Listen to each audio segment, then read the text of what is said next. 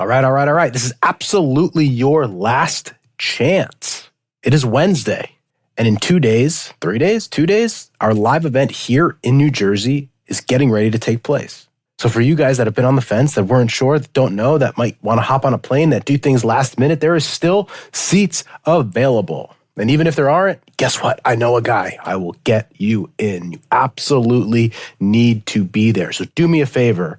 Do not delay. If you are listening to this and you're on the fence and it's like, hey, my weekend suddenly freed up and I can get to Jersey on Saturday and Sunday and I can have a chance to change my life, my career, and my business, fill out the form in the show notes and get on a call with our team, book your flights, put some gas in your car, charge your Tesla, whatever you got to do, just get here. We will absolutely blow your mind, and I promise you it'll be worth it. So I wanted to change it up today in this episode. It's something that I don't do for obvious reasons. I don't share a ton of behind the scenes within our mastermind group because obviously that's a group that people pay a lot of money to be in, and that is our best stuff. That is the best stuff we offer. And I always tell people if you listen to the podcast and get a lot of value, and this is free, imagine what you get when you pay. But we had a really great question a few weeks ago that I asked if I could share. One of our members during our Q&A section, and just so you know a little bit about how the calls work, we have a 2-hour call every Thursday that I host.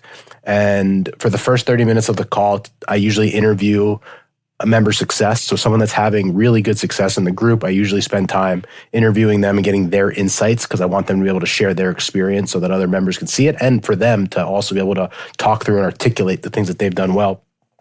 The second half of that first hour is me teaching. So I take out my iPad and I teach on my iPad. So I teach mindset, marketing, sales, finance, and then scaling. And then the second hour is all Q&A where I get to help each one of you one-on-one with whatever questions that you are struggling with or need to solve in your business. And one of the questions that turned into a 20-something minute rant was, what do I do or how do I feel successful? It was on the topic of success. And it was one of those questions that you get one a quarter, one every 6 months that you just can't stop thinking about, that you give an answer. And I always know it's a great question when I give an answer and I'm satisfied with it. And then I go back and listen and I'm like, I wish I would have said this and I wish I would have said that. And I'll probably have a different take on this in 3 months, 6 months, 9 months. And I hope I listen to this in a couple of years. And I think, what the hell were you thinking? Because then I know I've grown and progressed. But it was about success. And as we struggle and as we grow and as we grow ourselves as people, as business owners, as entrepreneurs, I think that it's so important for us to really be introspective and understand why we're doing what we're doing and understand that we might not always feel successful and we might have to define what that means. And even in this podcast, I talk about, like, does it even matter? Is it even important? And so this is raw and uncut. This is literally from our mastermind group that people pay a lot of money to be in, but it was such an important clip that I wanted to be able to share it with you. So I hope you enjoyed today's episode. And as I said, in the show notes, so in a few days, we will find a seat for you. I'll sneak you in the back. So fill out the link in the show notes and we hope to see you soon. What's up, everyone? Welcome to the Business School for the Rehab Chiropractor. Class is officially in session. My name is Justin Rabinowitz, and I am a rehab chiropractor on a mission to teach you, a fellow rehab chiropractor, the exact tools and systems I've used to build my own successful rehab chiropractic practice so you can do the same. I hope you enjoy, and please subscribe. What's going on? Not much. Mindset question. Sure. Can you dive more into, I want to hear your thoughts about what it means to let yourself be successful. What do you mean? It's kind of where, we have indicators, we're doing the work, we're putting our head down, we're always striving for certain numbers, etc. But, it's kind of like we talked about in CEO, where if we added a couple extra zeros in our bank account, would it make you really feel any different? It's like, at what point is there a mind shift change or something where it's like, all of a sudden it's just like, you kind of take off? In what way? Take off financially or? Yeah, you could say that financially. Like the business just is like it kind of peaks at that different level. And like we've all feel like we've all kind of had taste, myself included, like where it's like, oh man, I'm successful, and we're kind of riding the wave. Like when it's good, we ride the wave. When it's Yeah. not, but like when is it like you let yourself be successful and it's like, man, I'm in a good spot like this, or at least of where I'm at, and it's just like, okay, I am successful, and like you just I mean, you can take this 1,000 different ways. I And know. actually, one of the I'm things trying I'm going to talk about. Well, no, it's all good. Because it's a complex topic, which hopefully brings you guys a lot of value. Um, my keynote at the live event this time is going to be on self-sabotage, and I think it relates back into this question because it's something that I'm absolutely fascinated with, and I've been sort of not, I wouldn't call it studying, but observing for years and years because of a lot of different incidents is that have happened to me that I've observed and seen in other people. And I'm always just interested in seeing like why some people are quote unquote successful financially, why some people are quote unquote successful financially and are still fucking miserable. Like why? Like it's crazy to start to when you start to really dive into that. Um, I think the first thing that we just have to get clear on, Nick, is like you keep saying, I'll let myself be successful. We have to define on what that means. Yeah. Like we truly have to define on what success actually means.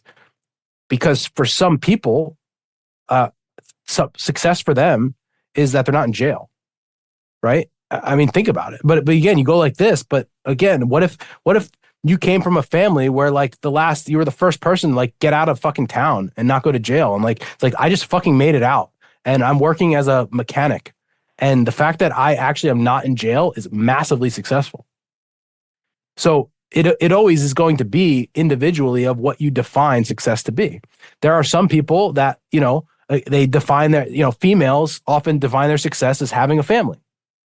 And some other females say like my career. Some men, like again, so everyone has to look at themselves and say, what is for me the definition of success? Just like in business, what is the definition of done? Like, oh, I got it done. And it's like, well, that's shit. We didn't agree on what done was, but what actually is success? The thing here is again on a level where we can look at where we are in our lives. The reality of the people sitting here right now, every single one of you, by definition, statistically, every single one of you is successful compared to an average American or fucking Canadian or anyone around the world. Every single one of you. You have a higher degree. You make more income than the average person. You have higher level of intelligence. And at every objective measure, you are. But then we get into the other side of it where it's like, yeah, but if that's true and he's saying that and I know he's right, but I potentially don't feel that way, well, now what? Now what? And so one thing, the question that I often ask now, and I guess this is like a stoic thing that I've just sort of developed is, why do we even need to feel successful? What if we just didn't think about that? What if we didn't worry about it?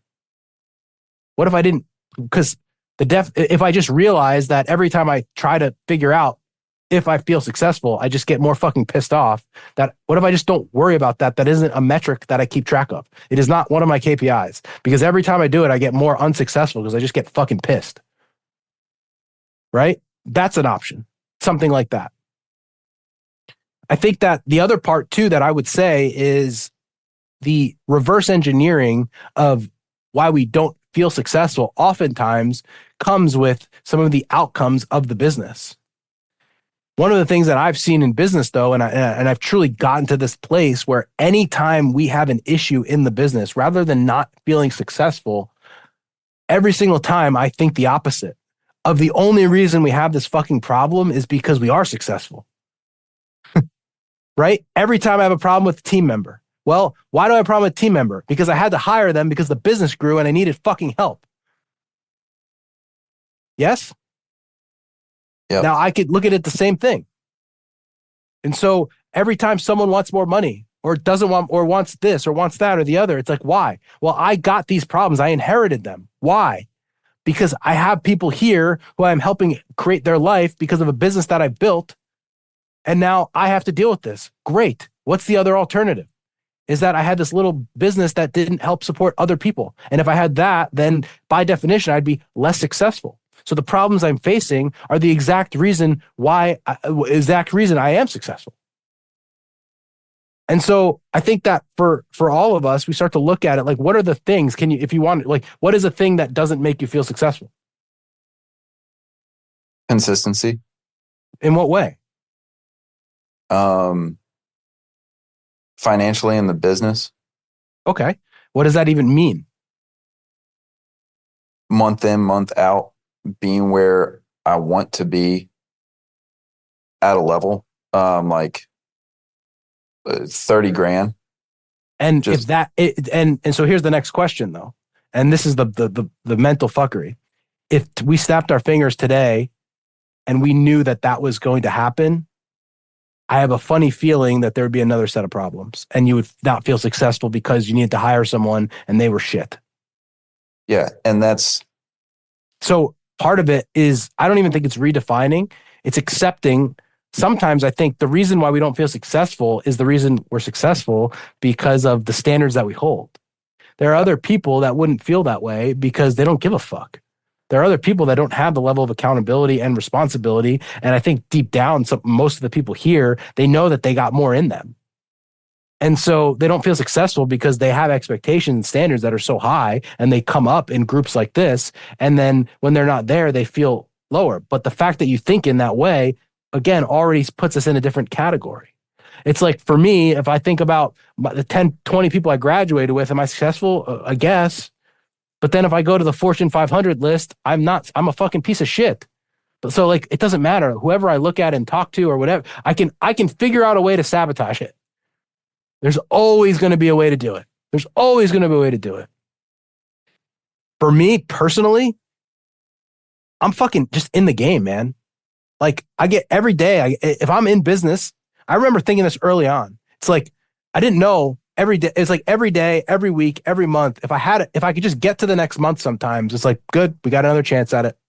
It's basically like saying, if I can get to the 10th inning, we're good. 11th inning, 12th. And every month I'm in it, I got a fucking chance. To me, that's really been the definition since early on. Because I didn't think I could articulate it in this way, but when this was happening externally, I think I just knew that I just needed to like build myself enough. And essentially I just kept buying myself time to do it. Now, in the process, I don't think I self-sabotaged.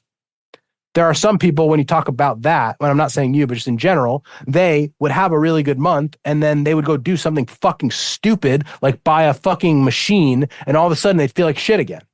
Or they would go and decide that they were going to not do any marketing that month. Sometimes they won't even do it consciously because they didn't want to be successful. That's how we start getting into the self-sabotage shit, which I'm going to be talking about. It's unbelievable how people, you make 50 grand in a month, and then the next month it was 10 grand. Well, what happened? I was busy. I didn't have time to do No, you were scared that all of a sudden you're like, what the fuck? This got real fast. I might have to hire someone, and I don't want to. So I'm going to stop doing all the shit that got me there. My conversion rate is going to go down 50%.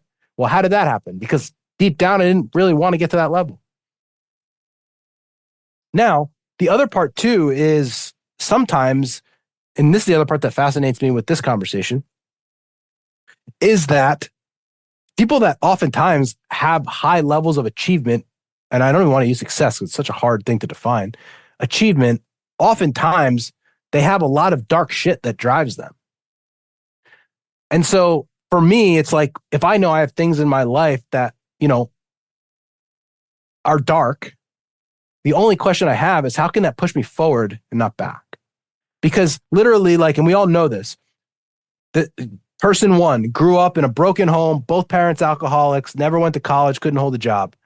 And they became a entrepreneur. Bezos was adopted, like the whole story, right? And then person two grew up in a broken home, parents were alcoholics, and they became an alcoholic. And they literally had the exact same circumstance, and one went this way and one went that way. It's super interesting, right? And so if I look at it, for me personally, about a year and a half ago, this will be relevant to you.